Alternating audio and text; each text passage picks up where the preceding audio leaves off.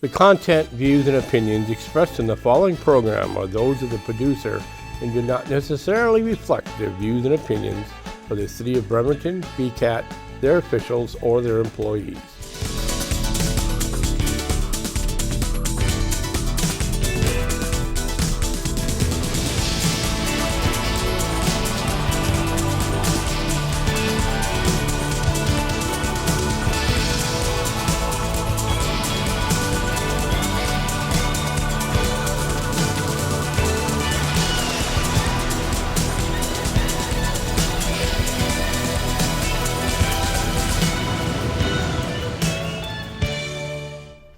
Hello, this is Mark Miller once again with Kitsap Literary Artists and Writers, Artisan and Creative Showcase. Today I have Reana Bubbles. She and I are both members of Bremerton Rotary. She's a commensurate artist and she also has a business location down on Callow Street in Bremerton, which we're going to be discussing about how they're trying to revitalize downtown Bremerton. Thank you, Reana, for coming here today. Thanks for the invitation. Yep. And she also has her own BCAT show. And it's on, what day do they broadcast it on? Wednesday mornings. Wednesday mornings. And YouTube. And YouTube, yeah. Okay. Where she discusses a whole bunch of other subjects. But today, I'm going to pick her brains about art. And how she first got started and what kind of what we would consider art she got into. I began painting with bubbles. That's the medium I use across all my art. Oh, okay. In 2019, some friends invited me for a night out, and thinking that we were going out on the town, I was like fully ready, fancy dress, hair, makeup, the whole thing. And then they showed up, and they were not dressed like that. They looked like they were, just way more casual. Yeah. And their idea was to go to Dancing Brush in Paulsbo. Oh. Have you been there? No, I've not been there. It's like a ceramic painting place. And I thought, well, I'm already like completely disoriented and like feeling off by this because I was expecting one thing and now we're like low key, just chilling. And I thought, okay, well, what's the strangest thing I can do in this moment where I'm already like really out of whack? Okay. What's the most odd thing I can do? And on their example plate that has all the different designs, they had one that had bubbles. And I was like, oh, that's interesting. That's weird. I'll try that. Yeah. And there was just a magic in how organic it was. I just really loved it in that moment. And so I came home and I started painting with them a little bit. And then I got into bubble hand tricks. I led a workshop on how to make bubbles using your hands in 2019 and would leave some big tools out in the neighborhood for people to make those really big, huge bubbles. And then from there, especially on the painting side, it really moved into more landscapes and big canvases. And now what I mainly do are these large-scale art installations. Yeah. And they started really through Ignition Northwest, which is a Burning Man regional nonprofit here in the Seattle area. Yeah, it's really great. They have a week-long burn in the summer in July, and then there's a one-day burn, so no overnights. I have a bucket list that I'll probably never get to, but one of these days I wanted to go down to the original Burning Man to see all the weirdness. In California or the new one in the one in Nevada? It started in California and then the one in Nevada is the one that's been out in the middle of the desert for several years now. I want to get down there someday. But anyways, I interrupted to continue with your story. I mean, going to the Big Burn is lots of people's dream. I think it would be quite an experience. I haven't been there myself. But that's how I got started doing installations, was through grant funding, through Ignition Northwest, and going to these festivals. And so it started with a mesh tent. When I think back about the first Bubble Dome, which is the name of the installation, it was so cute. It was like me just shoestringing an idea together, but it was a mesh net. And this first time, I used a queen size bed metal frame as the base, and I used some binder clips with a sheet pulled over it. Oh, okay. Because I didn't really know how to build a platform yet. Yeah. And I had paper on there, and then bubble machines are inside. Oh, okay. And paint is mixed into the bubble solution. And so the bubbles are painting the canvas or the paper that's inside the dome. Now it's a 10-foot by 10-foot clear plastic dome. Yeah. And the podium rotates inside. And there's more bubble machines inside. And then outside of the dome, there's some buttons that my mentor, I call him Coach Paul, my son's robotics coach, who also helps me build my installations. Cool. We built these buttons and wired the bubble machine so that they can be controlled by the buttons. And so other people can approach the dome, push the buttons, and we are creating these pieces together. Well, prior to that night out, what did you do growing up when it comes to artistic development and expression? I can't say much, honestly. So it was a little bit of an epiphany then. It really was Cool. like walking into a labyrinth in a way, because I hadn't really done that much creative projects before. Of course, like little things here and there, sure.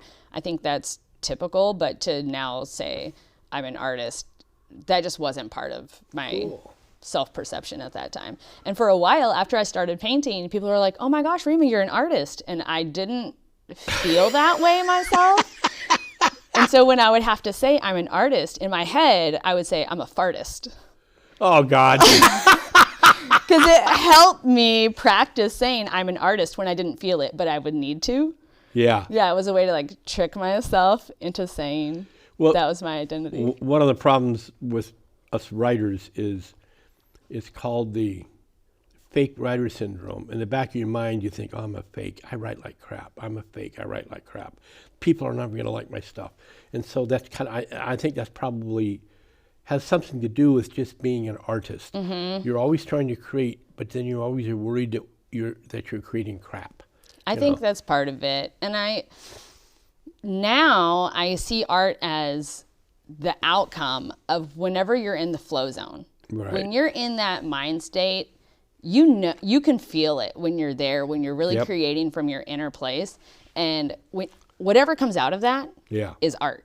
Anything that people do where they're trying to mimic somebody's style or perfect themselves in a way that doesn't really resonate, you are creating, but it's not really art, because art for me is whatever comes out of that flow zone. And it could really be anything.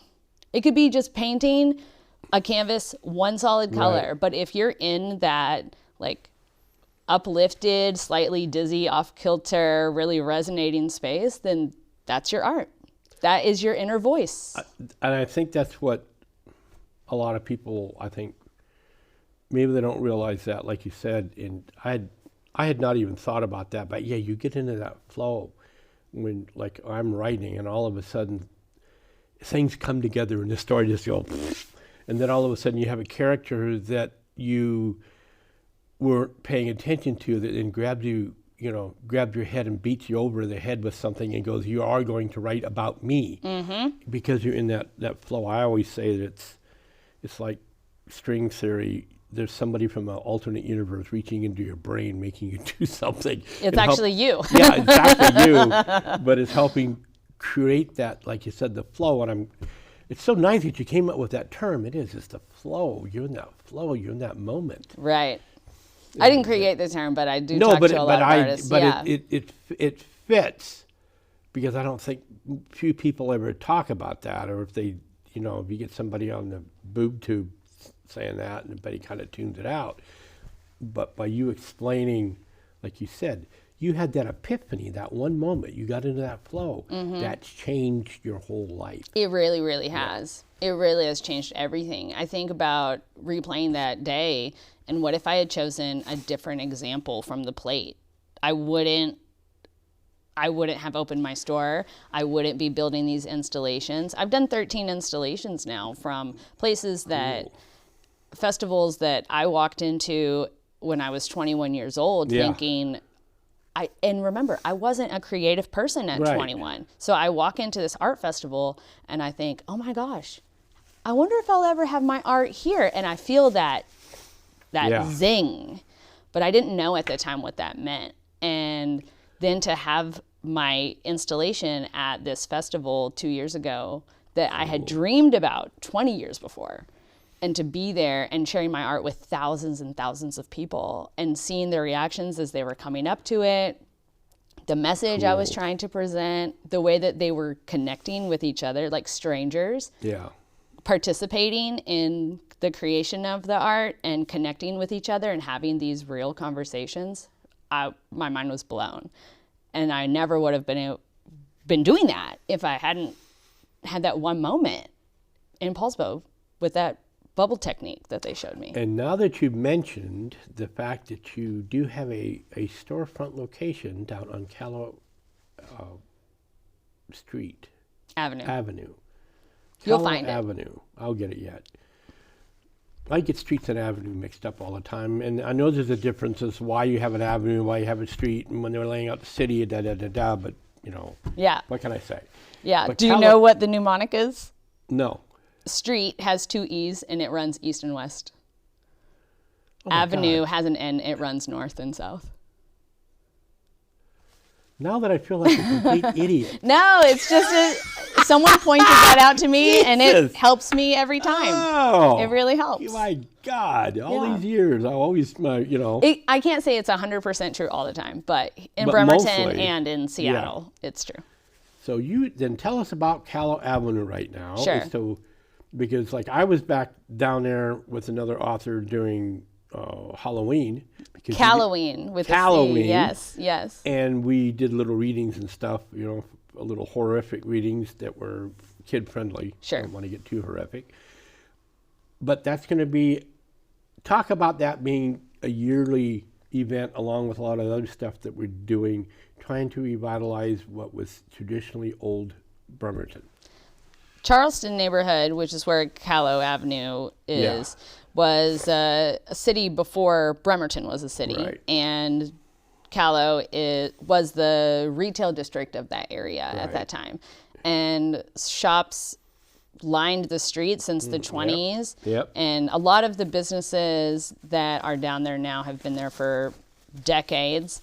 McGavin's has been there since 1942. Also, Kitsap Key and Bike, 1942. Oh, really? Yeah. Jesus. Isn't that neat? We have 2 businesses that are over, coming on 80 years old. Yeah. And the buildings are old and charming. The street is wide. The sidewalks are wide. It's just a really fun, walkable, because it's so flat, neighborhood. And as businesses have been coming into the area over the last decade, there's been a revitalization really, because a lot of us just have a vision for what it could be, and we see the potential. And so we were joining together to build this really strong partnership, Charleston Business District. When I first moved back to the state of Washington, because I'm an original Washingtonian, and then wound up in the federal government all over the place. So when I first moved back up, of course we moved over here because housing was a heck of a lot cheaper. And I would go down to downtown Bremerton, and like you said, Callow was this, everybody kind of looked at it as, that's kind of the old part of Bremerton, that's the old and dingy, et cetera, et cetera. Now, there was a famous location that closed, and it was Elmer's Adult Bookstore. 50 years in business. And it had as a sign out, and of course it was the typical, they dealt in pornography, to put it very bluntly, adult books, stuff like that. There was a couple, 3 others that existed down there also at the time, back in 2001 when I came back here. So it was like 3 or 4 locations, probably because we're close to the shipyards and the military base. And I think that's probably one reason why I got started years ago, probably back, close to World War II and stuff like that. But that's part of history. And so sometimes your history may have a little bit of its nasty underpinning, but that helped create that district, that street. But now it's being revitalized. Elmer's finally closed, but they kept the sign as a historical sign. Right. Which is fascinating. That's part of my project called Callow Lights. Oh, okay. I read this poem by Patty Eggert, and she grew up in Charleston neighborhood in the 40s and 50s. Cool. And she wrote that she believed that Callow was Las Vegas when she was 6 and 7 years old. And I'm sorry, it was Hollywood. Yeah. And her uncle, who lived in Hollywood, would say, no, it's not really Hollywood. But when you're a child and you see all these all the little lights, neons yeah. and all the flashing lights, I imagine Charleston looking like that again. And so that would be cool. We did keep the Elmo sign as part of history. Right. And Callow Lights will come in stages. We want more luminaries in Charleston. Right. And we also want a historic sign outdoor museum. We have to building that private-public partnership with the building owner and the museum and the city to get the permitting passed on the building to have all these external signs out. You know, it's a process to get it going, but we're working on it. You've got now. Is it still called the Charleston Theater? The one down there, they still do music and stuff like that. It is called the Charleston. Still called the Charleston. Yeah.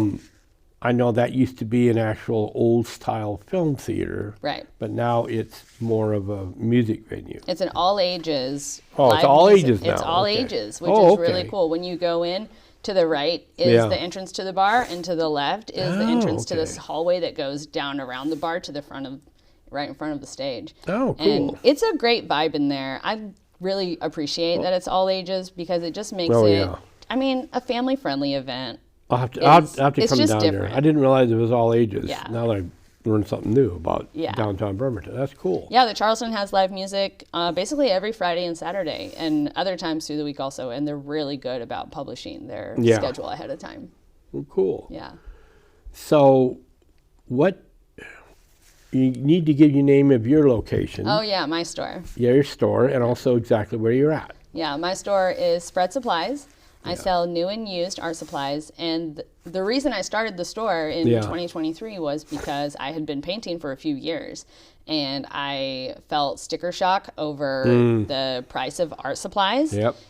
For something that is so innate to humanity and necessary for our mental health, it felt I really struggled with paying them a lot of money for our supplies at big box stores. Oh, yeah. So the store accepts donations from our neighbors, and I process the donations. And when you walk in, you might not find exactly what you need the first time, but you might find something else that you didn't know you wanted. So what kind of donations are you looking for?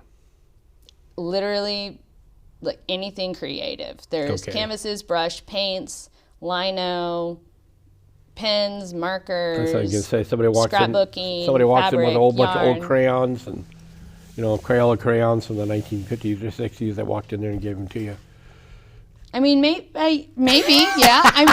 The thing is, the quality of the store depends on the quality of the donations. So if we want to have a nice store for ourselves, we got to bring in nice stuff. Okay. But that has not been a problem at all. Sometimes donors blow me away because they will bring in really nice quality stuff. And they know that it's quality, but instead of just holding on to it for the sake of this has value, they choose to share it with someone. If you have old paintings that are on good canvas and you don't care about the paintings anymore, can you guys reuse the canvas? Used canvases are free. Okay. Yep. That's cool. And they do come in, and it's fun to see them because I get to see other people's art. And sometimes the canvases have really wonderful art. And people will say, I want to hang this on my wall. I'm there like, you go. And the separation between the person that brought it in thinking this is kind of crummy and the person that sees them thinking, wow, this is a treasure. And it's just disjointed. And I think it's, the eye of the beholder situation. I think, unfortunately, our electronic media has kind of dumbed us down a bit. Because if you look back at the artists prior to television, film, and all that stuff, even in some cases prior to photography, but then even photography, because some of them were able to adapt some of the traditional ways of doing things to a certain extent, even with the new media. But then all of a sudden it all became money making. And I look at what people consider art now, and then I look at some of the other arts, and like you said, just the normal people. And you can see the difference between, I'm doing this because I think I'm going to sell and make money, and like you said, I'm in the moment. I'm in the flow over here, between the two types of art. That's where I think grant funding really is helpful for artists. Yeah. I wouldn't have built my installations without that support from Ignition Northwest and other grant funders. I was the guest art curator for Tacoma Light Trail, not this last New Year's that just passed, but the one before that. Cool. And they are a way to get money into the hands of artists. You apply for a grant or a stipend or a scholarship. There's all different kinds of words, but once you get in that circle and you know how to operate there, then grant funding is easier and easier to find. And that's one part of the store mission that I'm hoping I can beef up this year, is letting artists know more about what grant funding is available. Oh, well, yeah, that's unfortunately, that's a big thing, and it would be nice if more private people were more involved in providing funds for grants, because when you start dealing in government, government has unfortunately creating a huge bureaucracy, and then all of a sudden you start sucking some of the money into the bureaucracy as opposed to giving it out to the grants. I think about Van Gogh a lot because his brother funded the majority of his art. Yeah. And would we have these magnificent... It wasn't for him, Right, exactly. And so if we appreciate art, we can step up and support art financially, and finding a grant is a great way to contribute and know that it's going into the hands of artists. Yep. So is there anything that you would like to end with in reference to your art, Callow Avenue, and your storefront? I think the most exciting thing that's coming is our new monthly event called Callow Nights. It'll be the third Friday every month from 5 to 8 o'clock. And this last time we had over 15 businesses open late, and having different kinds of events, live music, trivia, all kinds of things. And it's really another time to get out and hang out in your community.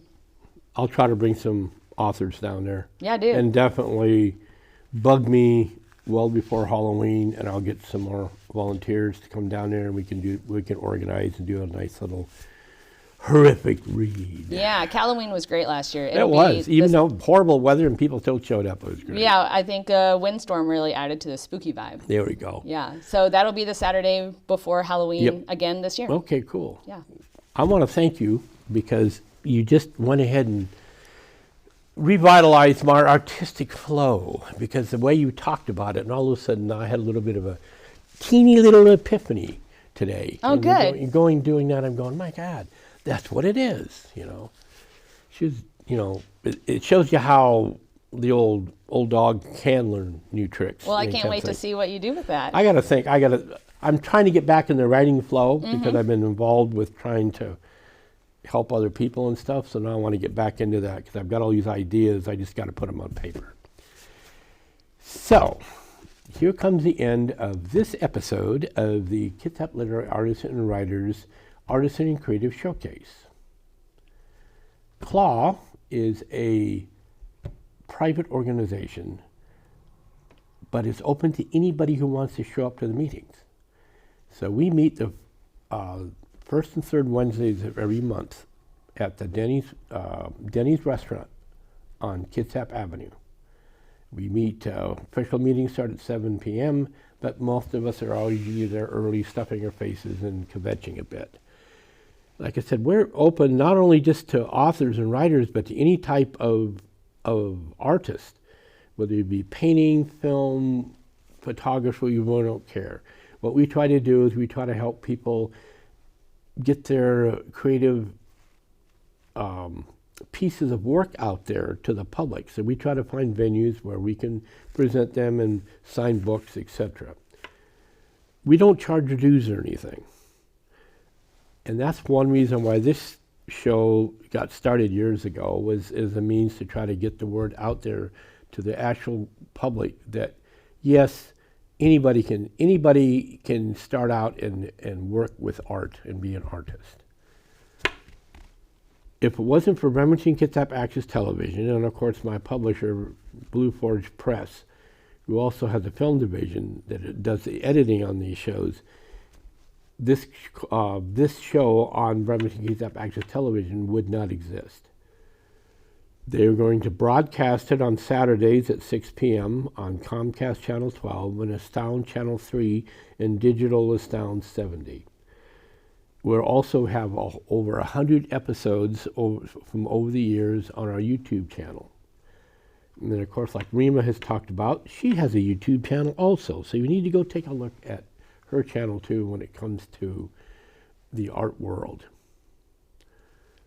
Once again, anybody out there who thinks about doing anything artistic, just do it. Always remember that everybody and anybody can be an artist.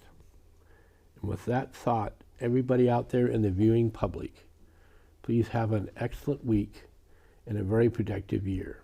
Good day.